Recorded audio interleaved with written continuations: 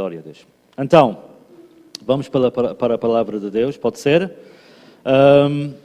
Vou falar hoje a quarta e a última lição sobre a série Fé Verdadeira e Fé Falsa. Diga comigo, fé verdadeira e fé falsa. Ok? E o subtítulo, vá lá, digamos assim, para acabar com chave de ouro, é galardões, prémios e julgamento. Galardões, prémios que nós vamos receber e o julgamento. Amém? E vou começar como eu acabei a semana passada. Quando nós falamos de galardões, prémios, irmãos, como eu disse a semana passada quando eu acabei a reunião, não é nenhuma competição. Ok? Nós não estamos aqui competindo com ninguém. Muito menos as pessoas da nossa igreja. Pessoas do corpo de Cristo. Irmãos na fé. Amém?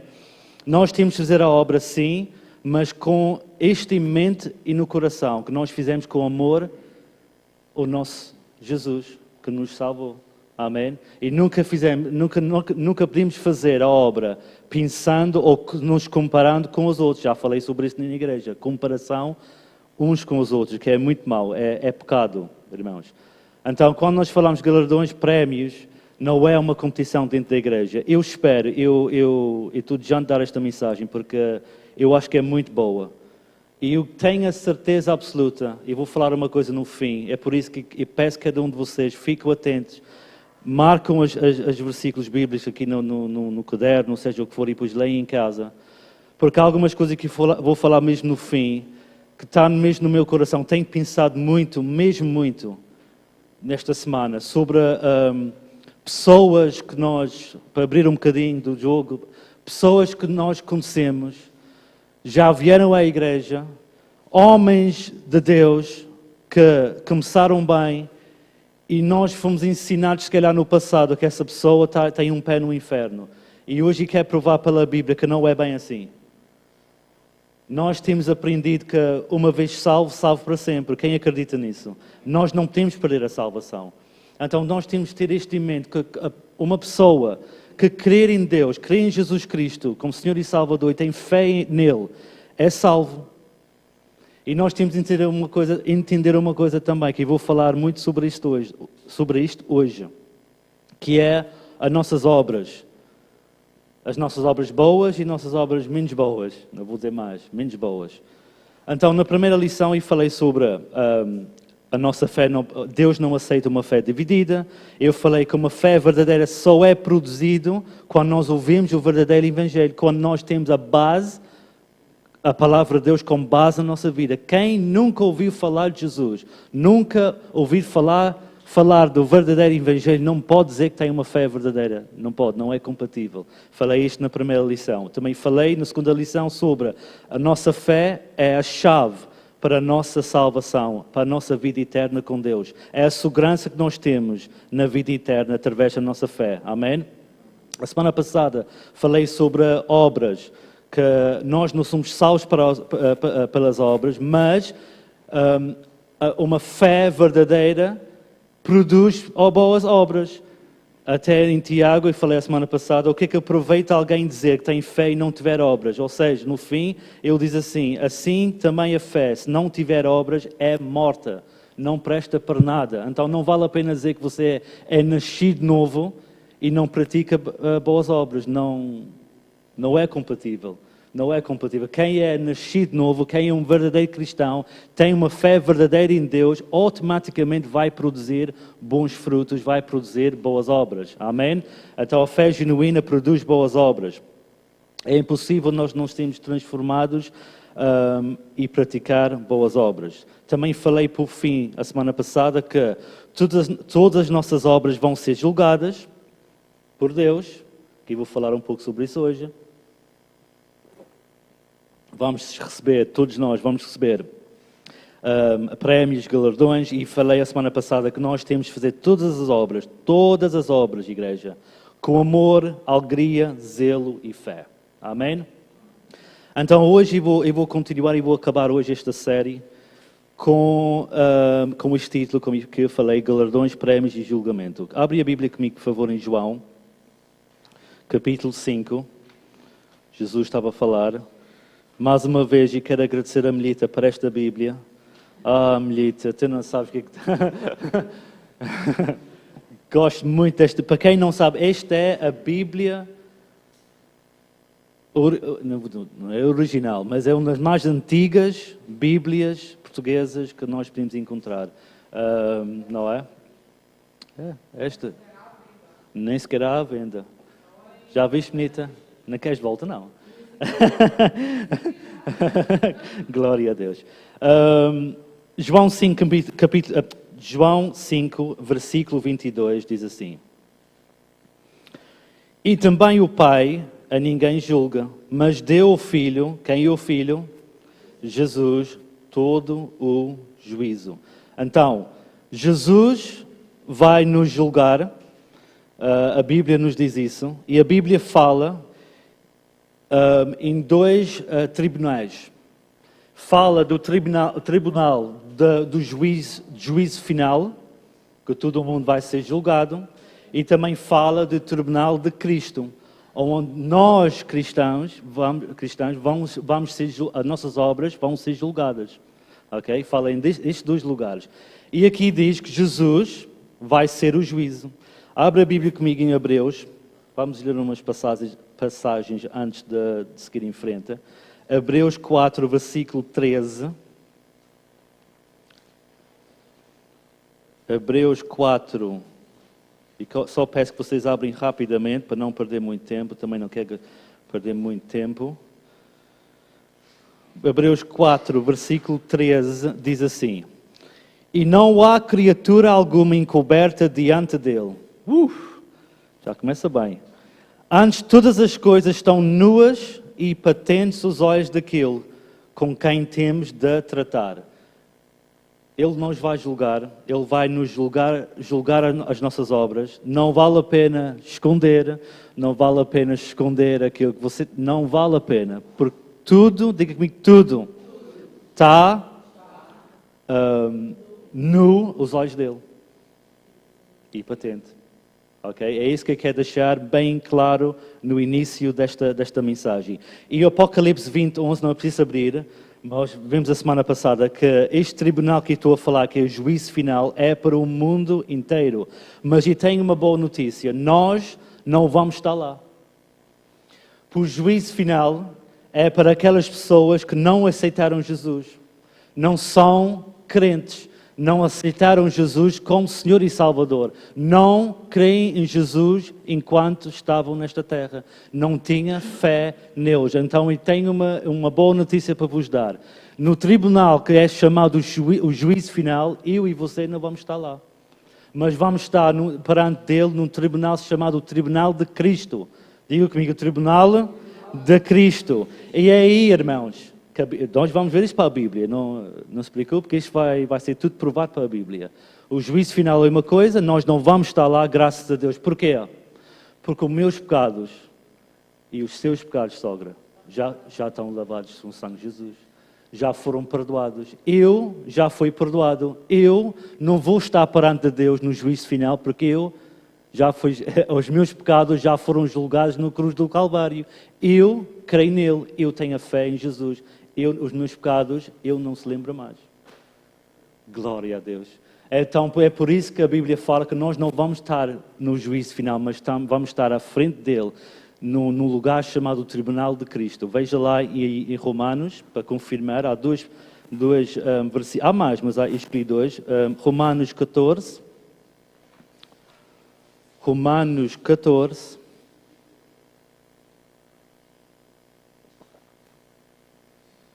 Versículo 10.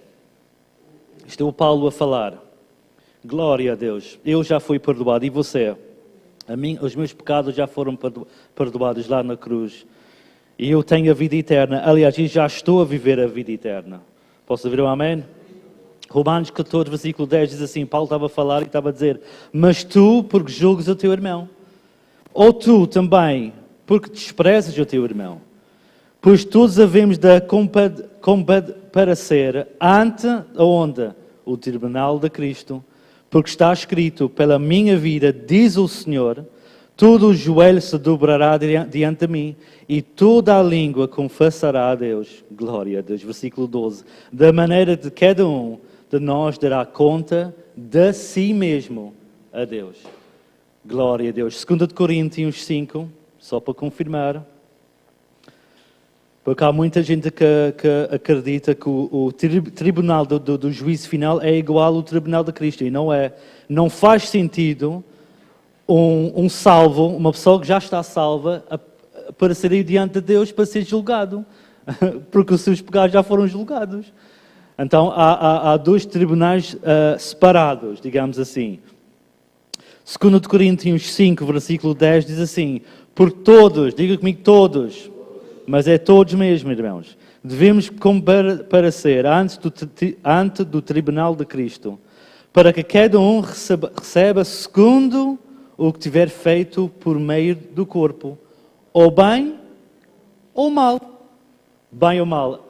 A gente no passado olhamos para isto e dizia assim: bem ou mal está a falar do inferno, perdeu a salvação. Não é nada disso, irmãos.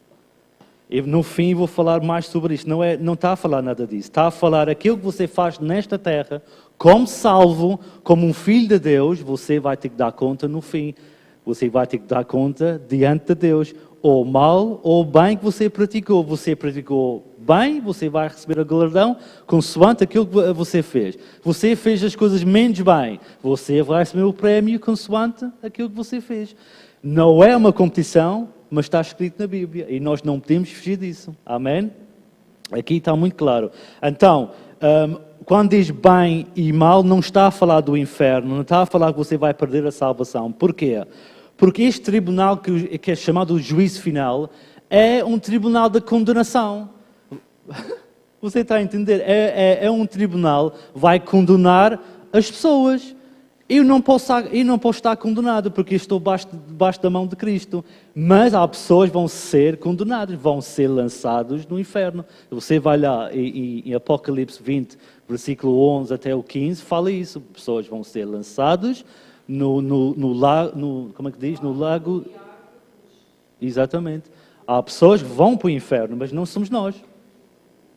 Amém? Não somos nós. Porque Romanos 8 diz assim, não é preciso abrir. Portanto, agora nenhuma condenação há para aqueles que estão em Cristo. Quem está em Cristo? Nenhuma condenação há sobre você. Você não vai ficar condenado, não vai estar perante de Deus nesse tribunal de condenação, porque você já foi feito um filho de Deus, mais que vencedor. Você tem a vida eterna, não pode perder. Amém? Então é isso que eu queria passar. Vá lá novamente em João 5, que a gente falamos há pouco, só para comprovar aquilo que acabei de falar. Só para você ter a mesma certeza absoluta.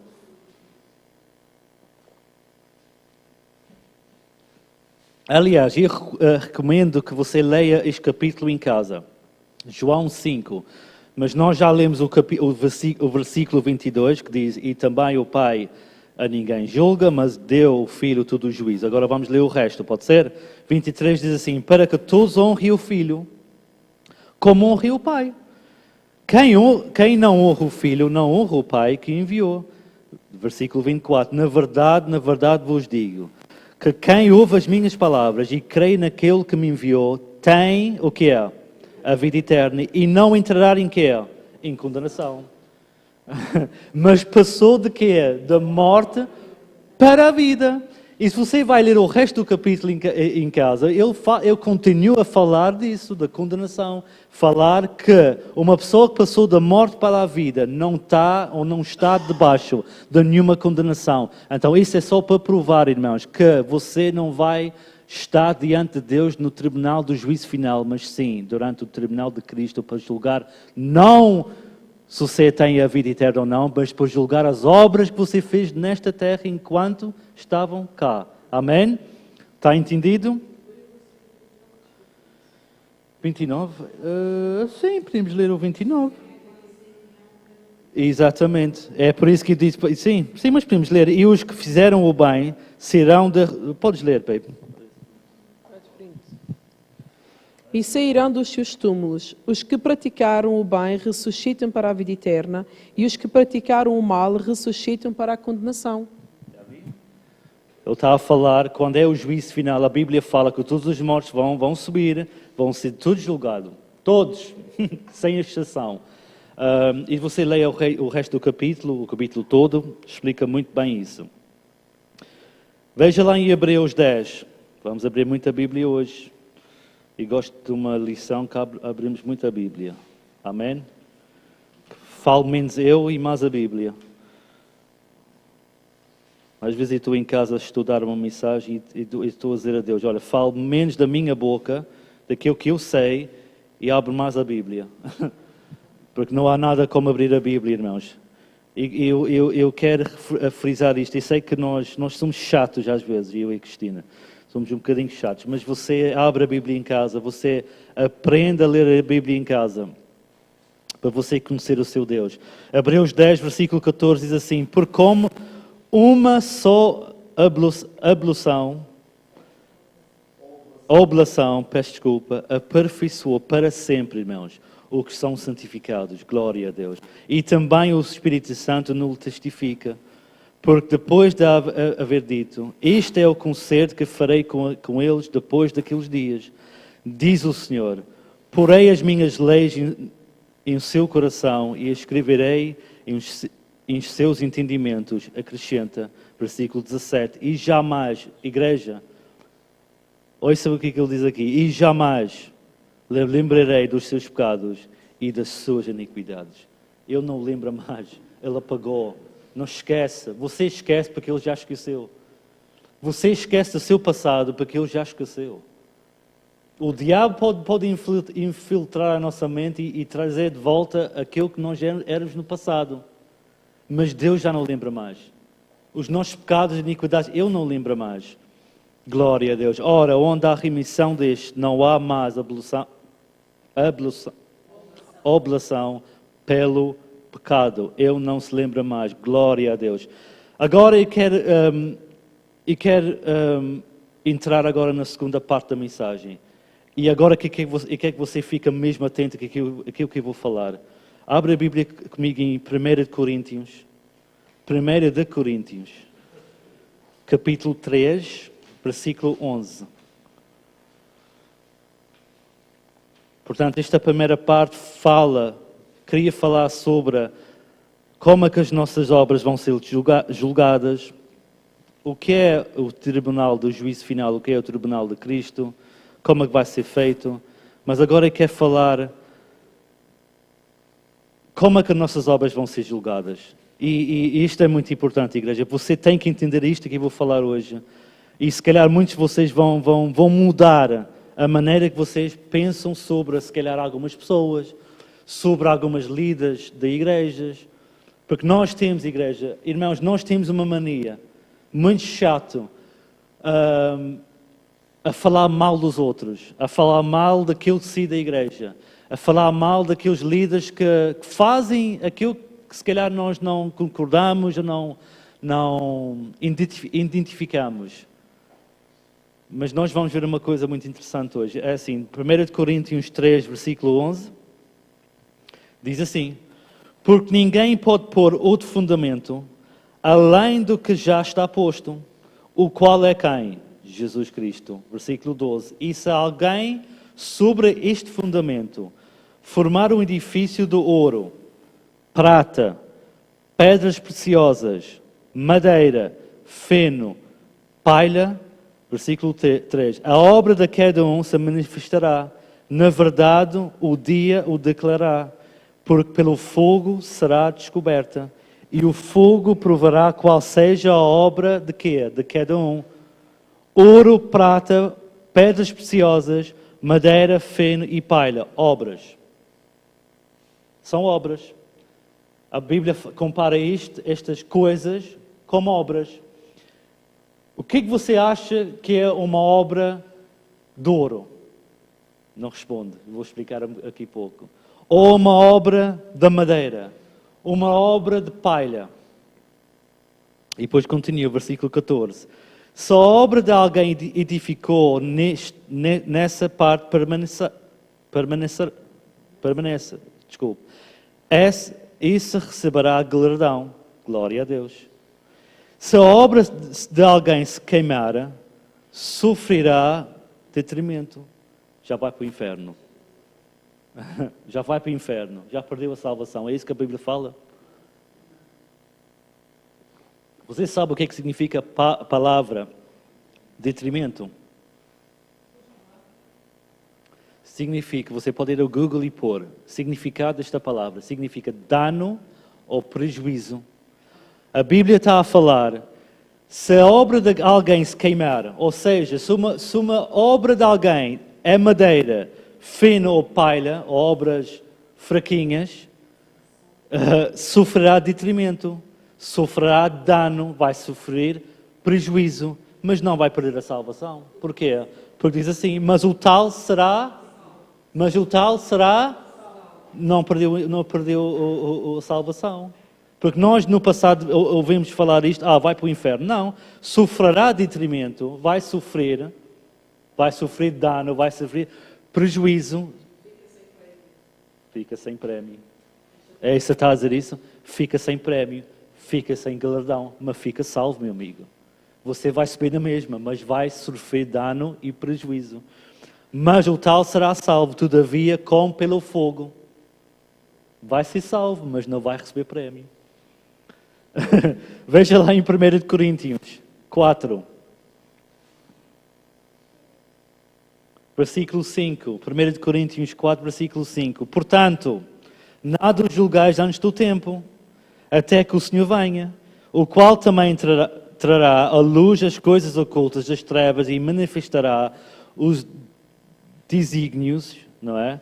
Dos corações, e então cada um receberá de Deus o louvor. Alguns vão receber louvor, alguns vão receber um prémio e alguns não vão receber nada. Alguns vão receber, mas é mesmo a sua salvação. Por si mesmo já é bom. Já é muito bom. Já é muito bom, irmãos. E alguém pode estar aqui a pensar assim, Steve, mas o que é essa coisa de ouro e prata, pedras preciosas? E já expliquei o que é madeira, feno e palha. São as obras fraquinhas. Mas o que é ouro? O que é essa coisa de ouro? O que é essa coisa de pedras preciosas, de prata? O que é isso tudo? Eu vou dar um exemplo, muito simples para você entender. Quem conhece, como eu disse a semana passada, quem conhece pessoas fantásticas neste mundo? Levanta a mão. Fantásticas. Agora eu estou a falar para dentro da igreja, esquece das pessoas lá fora. Quem conhece pessoas fantásticas dentro da igreja? Levanta a mão. Há pessoas, isso é uma pessoa fantástica. Vocês todos estão à minha frente, são pessoas fantásticas. Eu conheço, vocês todos também, eu conheço pessoas fantásticas dentro da igreja. Agora eu vou fazer uma pergunta. Quem conhece pessoas que são dedicadas na sua vida para salvar o planeta? Por exemplo. Um exemplo. Quem conhece pessoas que são dedicados em salvar animais? Cães, gatos, árvores, plantas, até plantas, dedicam a vida inteira para fazer isso. Eu faço uma pergunta. Isso é uma boa obra? É. A pessoa devia de acabar com isso? Não. Devia continuar a fazer. Devia continuar a salvar os cãozinhos, os gatinhos, deviam continuar a salvar as baleias, os peixes, seja o que for. É bom. Salvar o planeta é bom. Não tem nada de mal. Eu quero deixar bem claro que não tem mal nenhum fazer isso. Mas agora eu pergunto, isso é uma obra eterna? Isso é uma obra de prata? Isso é uma obra de ouro? Isso é uma obra de diamante, que é pedras preciosas? Que a Bíblia fala, não é. Não é. É uma boa obra, mas não é uma obra eterna, digamos assim. Não é uma obra de ouro, não é uma obra de prata, não é uma obra, como nós acabamos de ler, de pedras preciosas. Não é. Você sabe as duas coisas, há mais, mas as duas coisas que nós podemos considerar obras de ouro e prata e pedras preciosas. O primeiro é a salvação das pessoas. Evangelizar as pessoas. Falar a salvação às pessoas. Trazer a salvação às famílias. Essa é a primeira. E a segunda é, que eu vou falar um pouco agora, é tirar as pessoas do erro. Tirar as pessoas do erro, o caminho do erro, digamos assim. Vá lá a Bíblia em Tiago. Tiago 5. É assim, salvar pessoas, evangelizar pessoas, eu não vou falar muito hoje à noite, porque toda a gente já estamos, nós falamos isso praticamente todas as semanas, não é? É a base da nossa palavra nesta Igreja Rocha. Portanto, vocês sabem que a vossa responsabilidade como cristão é ir e pregar o Evangelho. Toda a gente sabe disso, não sabe? A salvação das pessoas. Toda a gente sabe. Essa é uma grande obra de ouro, uma obra interna.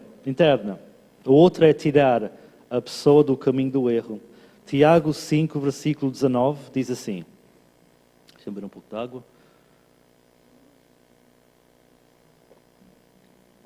Irmãos, se algum dentre vós se tem desviado da verdade e alguém o converter, olha para mim, esta palavra converter não significa salvação, está bem? Não significa a pessoa, não é nada disso. Quando diz aqui, alguém o converter, a palavra converter significa mudança de direção. Mudou de direção, mudou de caminho, estava a andar neste caminho da perdição, da maneira que eles pensavam, atrás dos santinhos, atrás da Maria, atrás do Buda, atrás do Reiki, atrás de sei quantas, mas depois converteu-se, mudou de direção e foi para este caminho, que é a vida eterna, que é a porta estreita, que Jesus é o único caminho que leva a Deus. Esse é que a Bíblia estava. É como um GPS. Quem já foi de férias e alugou um GPS? Eu já aluguei. Quando você está perdido, o que é que você faz? E o GPS automaticamente leva uma pessoa para o caminho certo. É a mesma coisa que o Tiago estava a falar aqui.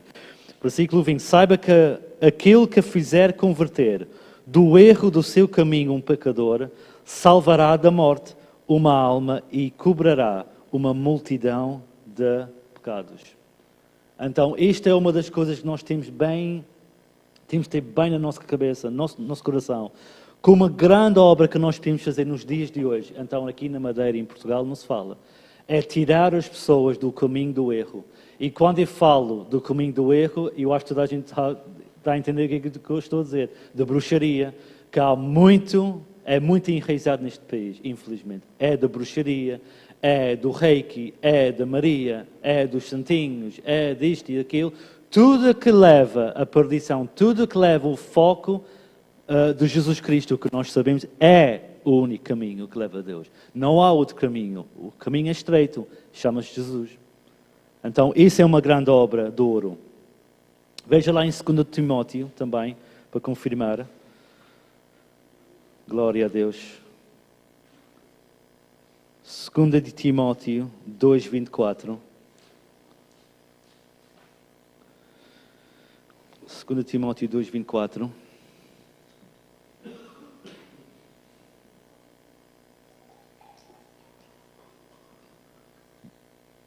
E então diz assim: ao servo do Senhor não convém contender, mas sim ser manso para com todos, apto para ensinar, sofredor. 25 diz assim: instruindo com mansidão os que resistem. Quantas pessoas que você fala e resistem? Não querem saber, mas eu quero fazer a minha maneira. Estás a ver? Fomos todos assim. Mas a Bíblia fala que temos de ser mansos para aqueles que resistem. Para quê? A ver se porventura Deus lhes dará arrependimento para conhecerem a verdade, irmãos. E tornarem a despertar. Despertar do sono. Despertar do caminho que está a levar na sua vida. Desprendendo-se dos laços do diabo. Desprendendo-se dos laços do diabo, em cuja vontade estão o quê? Presos, a Bíblia fala. A pessoa que está no caminho do erro, o caminho que não leva a Deus, a Bíblia fala que ele está preso. Está preso a Satanás, está preso os pensamentos, os dados inflamados do diabo. Amém? Glória a Deus. Agora eu vou, para acabar mesmo.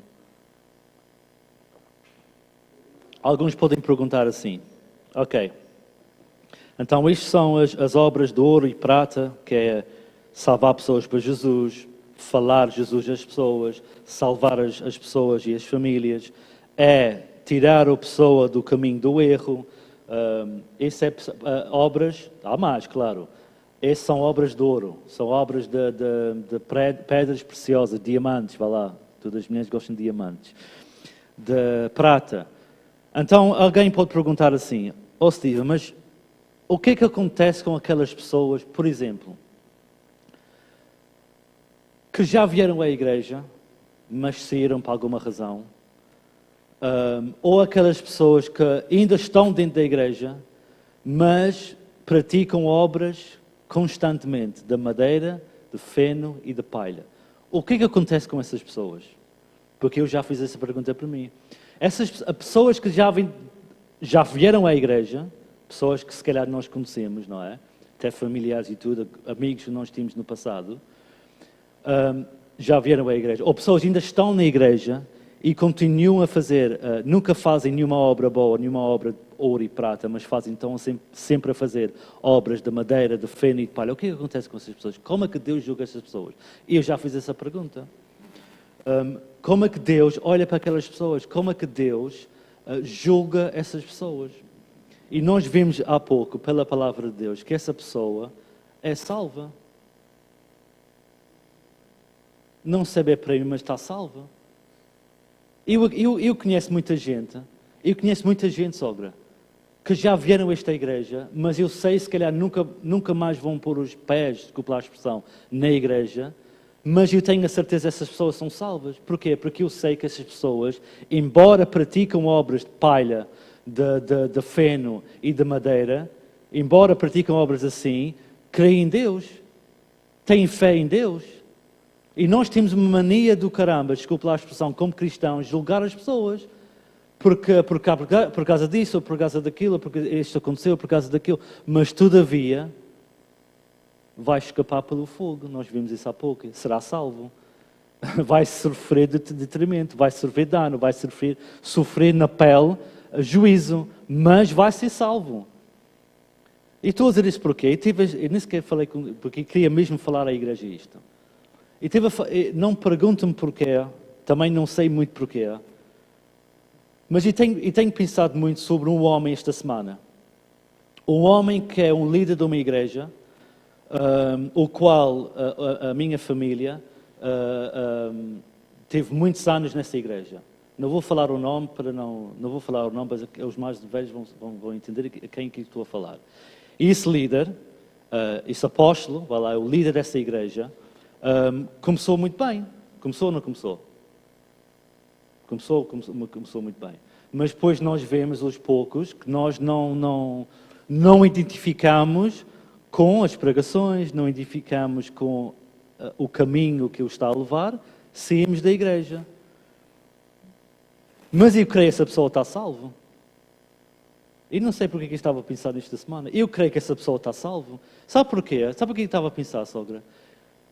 Quantas pessoas, pensa comigo, Marta, sabes quem estou a falar? Quantas pessoas, através desse homem, são pastores hoje em dia? Fala comigo. Quantas pessoas, através desse homem, e eu sei que se calhar isso é muito difícil porque eu também estive nesse ministério durante muitos anos, mas a verdade é que é esta, que através desse homem, muitos ramos, vá lá, digamos assim, brotou nesta nação. Um deles é o pastor Fidalgo, por exemplo. Se o pastor Fidalgo nunca punha os pés dentro dessa igreja, não estava onde eu estava hoje, se calhar, não sei. E como ele, há muitos. Eu não vou perguntar se você concorda comigo, não concorda, isso é com cada um de vocês. Só estou a desabafar com vocês. Como muitas das vezes nós temos aquela mania de dizer, aquele não está salvo, mas aquele já está salvo. Aquele vai para o inferno, mas aquele tem um pé no inferno. Aquele tem assim, aquele é assado. E nós não somos ninguém por julgar. Porque a verdade é, através desse homem, através desse ministério, que todos nós estamos sabem quem estou a falar, através desse ministério, sim, muitos pastores para esta nação inteira. Muitos pastores. Então é isso que eu queria passar para a igreja. Você sabe uma coisa? No passado, nós fomos muito mal ensinados sobre isto, Marta. E normalmente, quando nós falamos de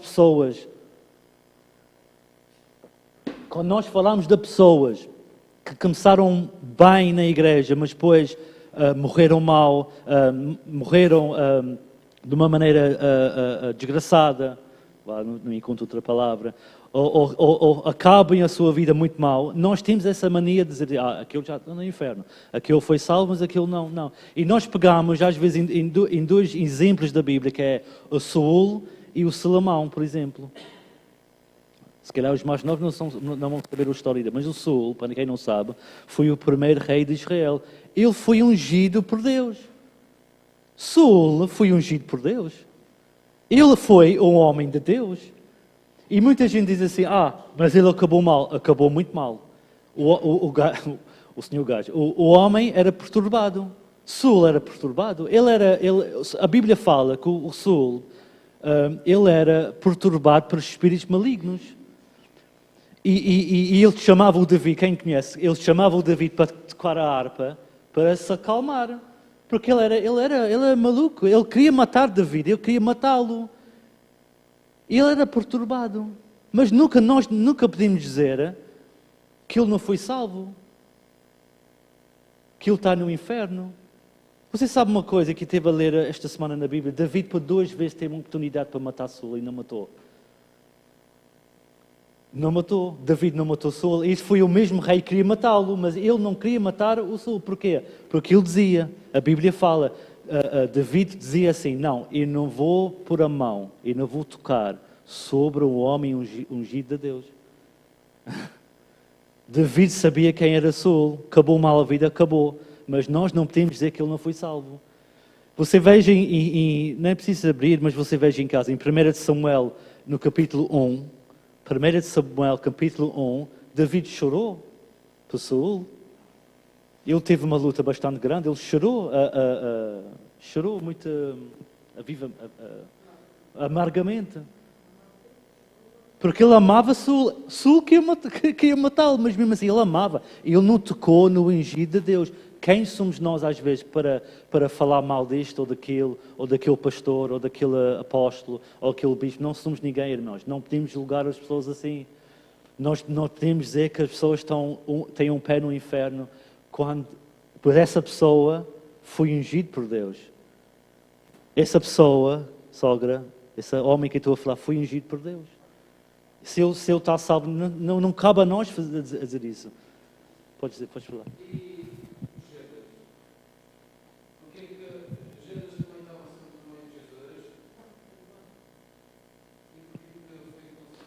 Pois eu explico mais no fim. Pode ser? Mas essa é uma boa pergunta. Depois no fim eu explico. Mas o Saul é assim, o Salomão, por exemplo. Salomão era considerado o mais rico de sempre. Ele podia pedir qualquer uma coisa a Deus, pedir sabedoria. Mas ele acabou mal a vida, acabou muito mal a vida, gostava de mulheres. O Salomão gostava de muito mulheres. Dormia com os... Vocês sabem a história. Mas quem somos nós a dizer que ele está no inferno? Porque ele foi ungido por Deus. É isso que eu queria passar para a igreja, para nós mudar um pouco da nossa maneira de pensar. Da nossa maneira de pensar sobre as pessoas e sobre aquilo que está escrito na Bíblia. Só para acabar, mesmo, só para confirmar tudo isto que estou a falar, veja lá em 2 Timóteo 2.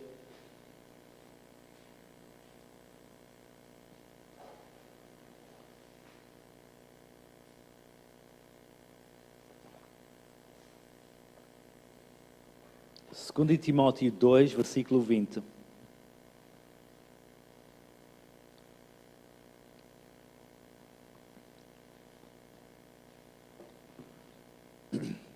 Diz assim: ora, numa grande casa, não somente, isto é interessante aqui que a Bíblia fala aqui. Ora, numa grande casa, não somente há vasos de ouro e de prata, mas também de pau e de barro, uns para honra, outros, porém, para desonra. Mas estamos aqui todos juntos, numa grande casa, Estamos todos juntos ou não estamos todos juntos? Não estamos separados aqui, estamos separados aqui, baby. Estamos todos juntos. Mas a Bíblia claramente está a dizer aqui, numa grande casa vai haver pessoas de vasos de ouro e de prata, ou seja, pessoas que vão ser honrados, mas vai haver pessoas na mesma casa que vai receber desonra. É assim que a Bíblia fala, mas estamos todos na mesma casa. Ninguém é perfeito, irmãos, mas nós temos mesmo a parar com essa coisa de julgar as pessoas. Julgar aquelas pessoas também que não vêm à igreja há muito tempo. É assim, nem eu, Steven Calheiro, nem a Cristina Calheiro, nós não temos a capacidade de convencer ninguém. É o Espírito Santo de Deus que o convença. Se a pessoa saiu por esta razão ou outra, abençoamos na mesma. Se a pessoa volta ou não, também não tem nada a ver com isso. Esse é com essa pessoa. Mas nós temos de entender, sempre vai haver pessoas com boas obras e sempre pessoas com obras fraquinhas. Amém? Gostaram? Podes ligar o coisa, se não importas. Glória a Deus. Alguém tem alguma pergunta sobre isto? Além de Judas? E então?